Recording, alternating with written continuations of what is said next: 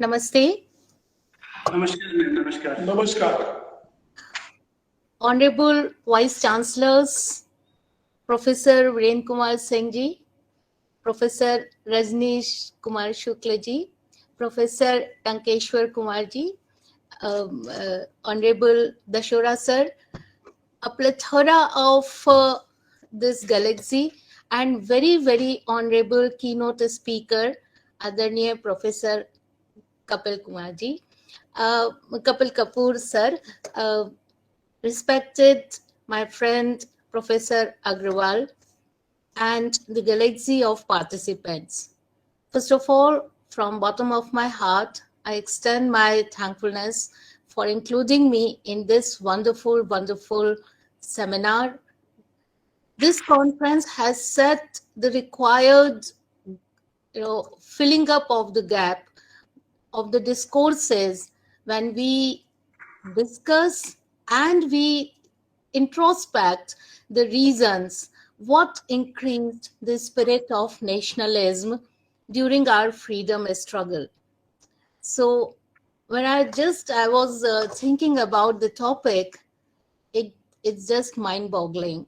What a topic, what a span, what a scope to be talked about. And we fear what would be the contours that might be missed during these discourses. It has so many layers. There is the dating cannot be explained here. It goes up to prehistoric. When we talk of translation and the role of translation in the freedom struggle, how can we neglect our ancient most texts which were translated in the due courses of time?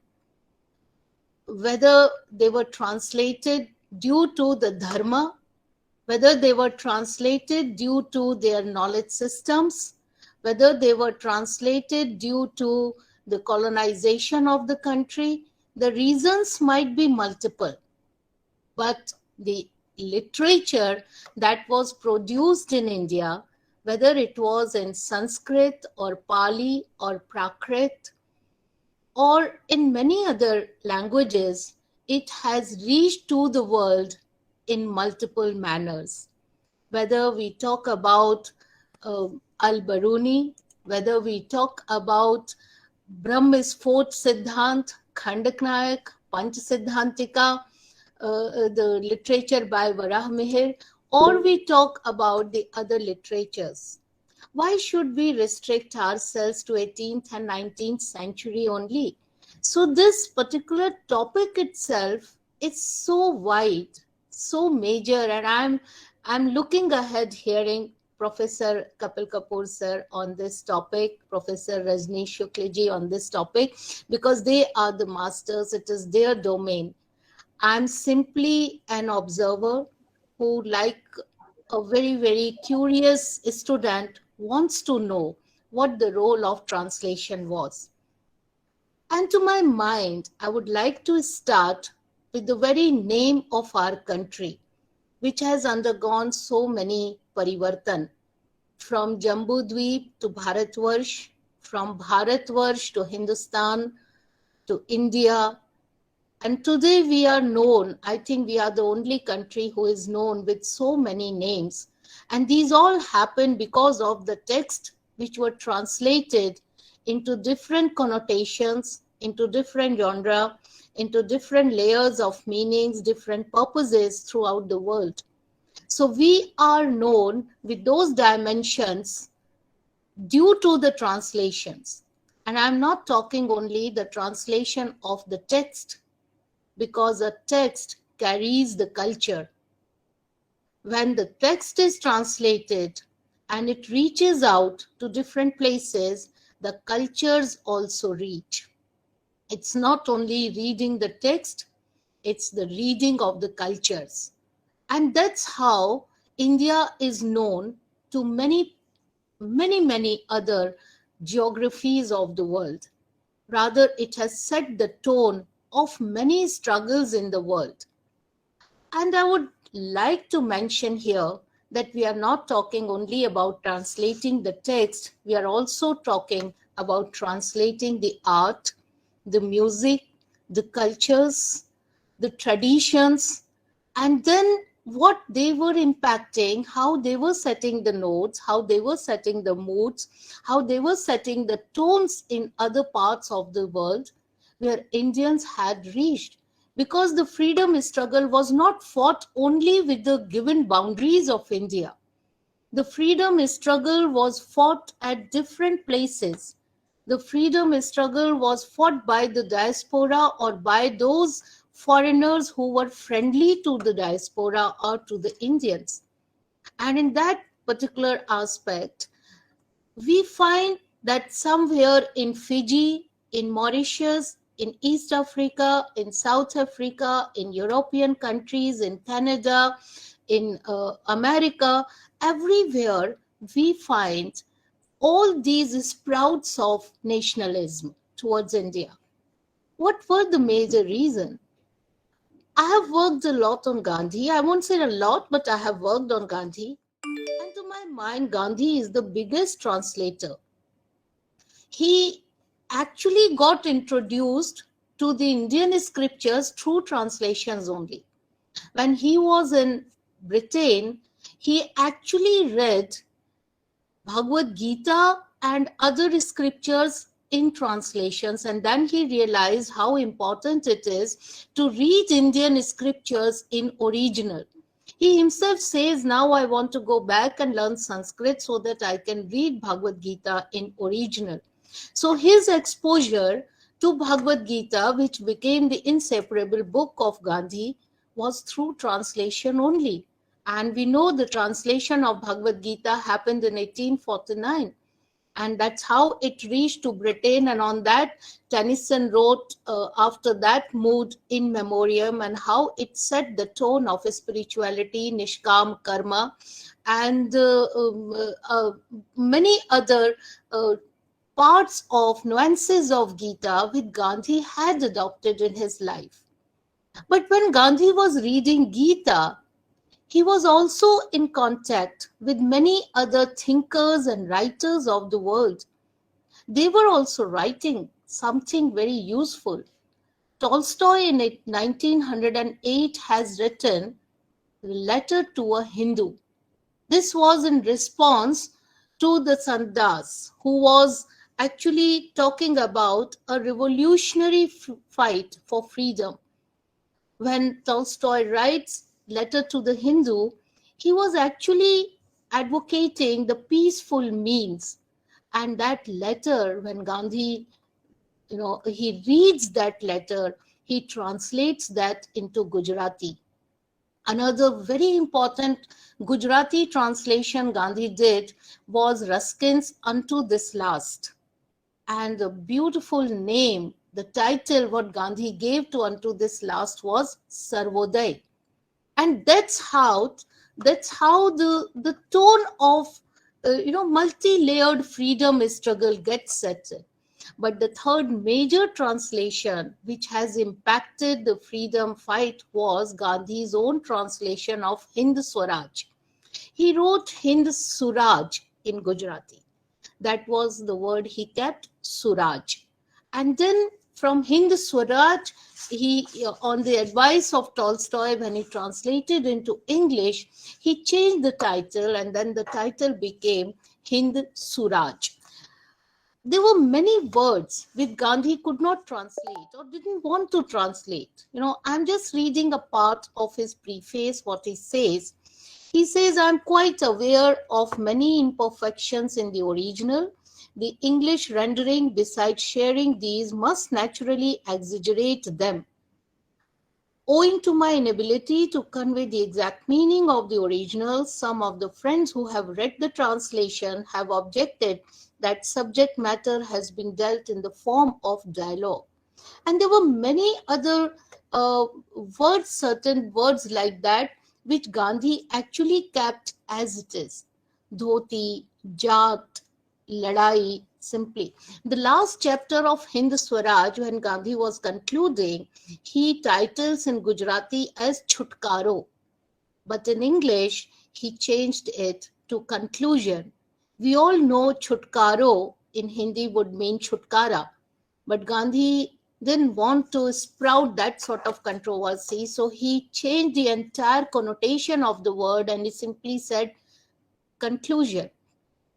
So translations are not only relevant when the Indian texts were being translated into different languages and they were creating a feeling of nationalism, it was also important and relevant when the Indian minds were reading the text and translations and they were formulating their own nuances, their own mindsets, their own feelings.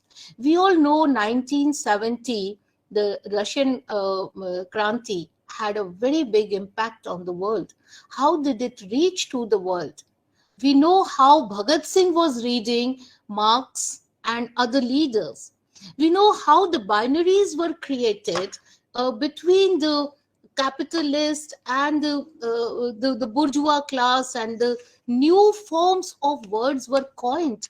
And the Dalit word comes into existence around that time only. The way the missionaries were involved into translations, they were trying to reach out to the Indian minds.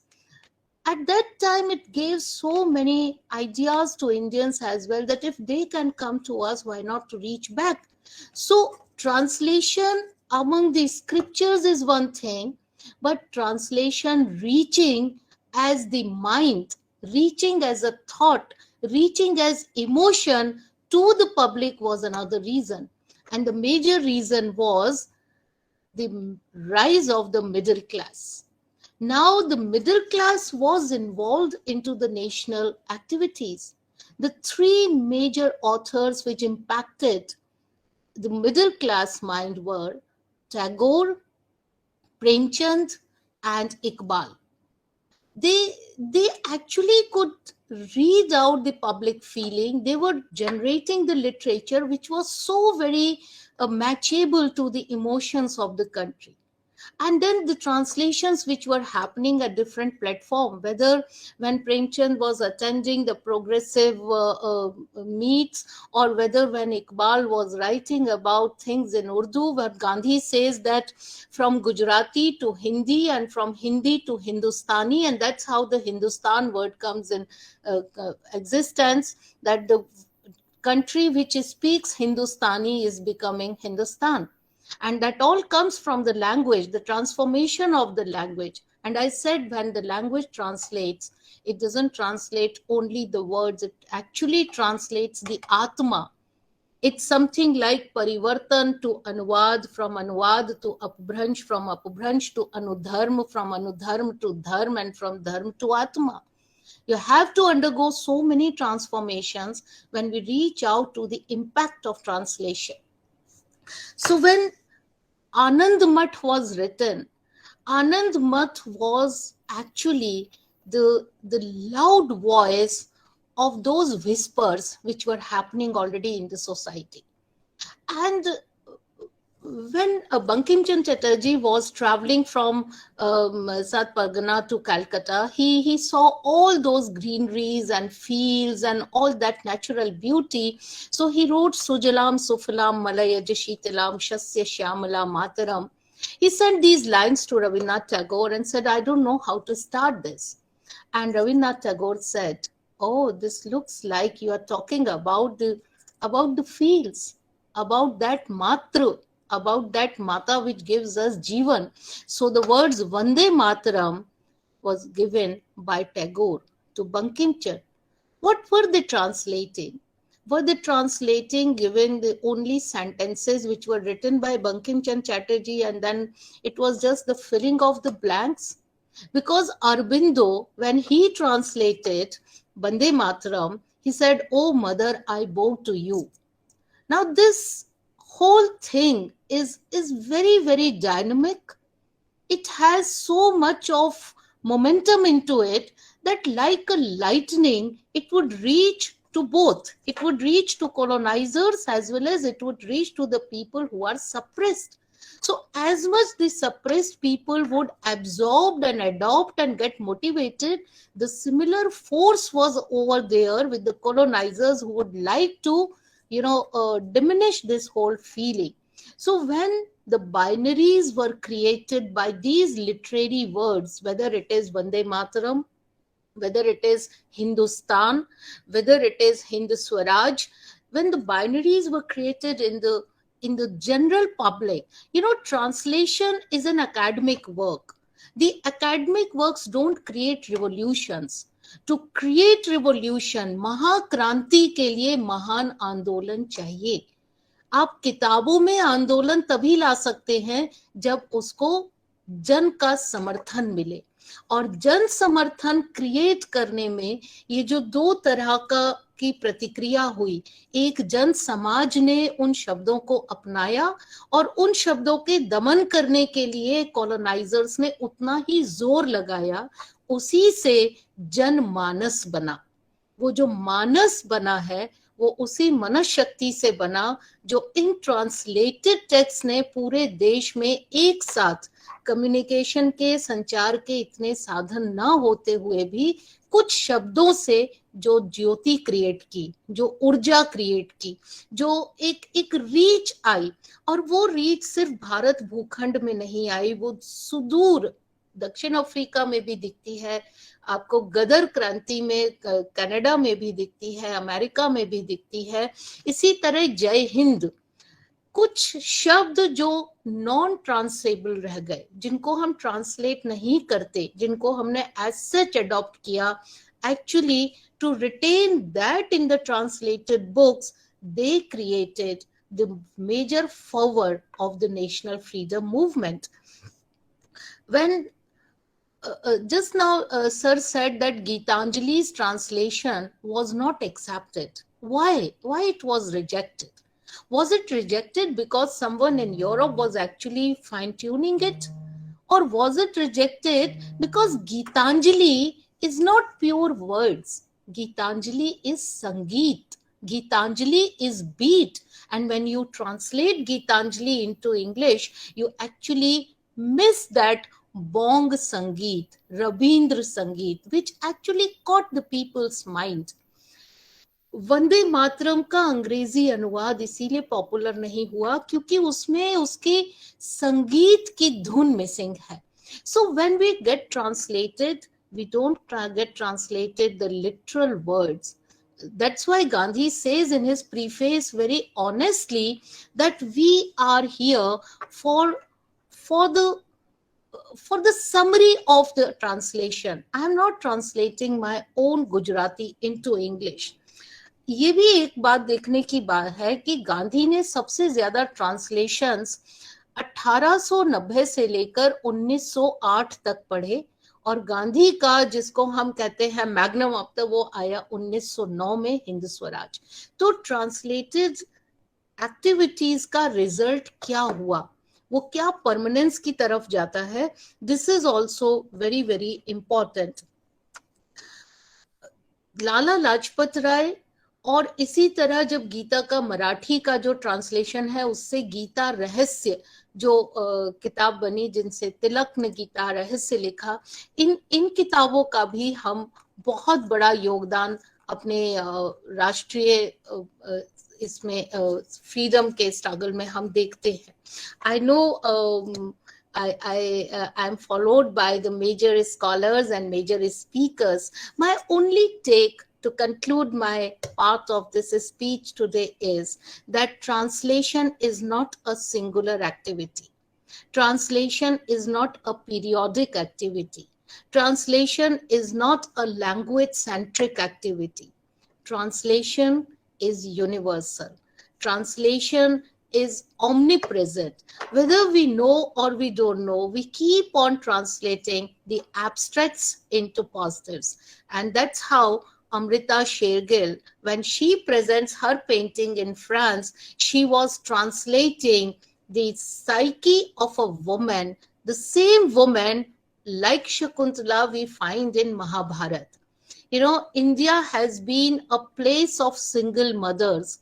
Whether we talk of Sita, whether we talk of Shakuntala, we talk of Draupadi or Uttara or Subhadra or Hidimba, we have a lineage of single mothers. So when Amrita Shergill reaches out and presents her bold paintings over there, she is also translating that strength of being the boldness, maybe in some other manner. So we need to catch the nuances. We need to catch up and reach out to the genre, and we should not just limit the text to the textual translations. We have to understand the creation of the public mood and that inner strength, the way it has reached to the people. That's how we translate the translation. Once again, thank you so much, Professor Agrawal, to make me a part of this wonderful conference. I'll be gained, I'll be enriched, I'm sure. I'll be joining the other parts, but I'll be switching off the video. Forgive me for that. Thank you so much. Thank you, ma'am.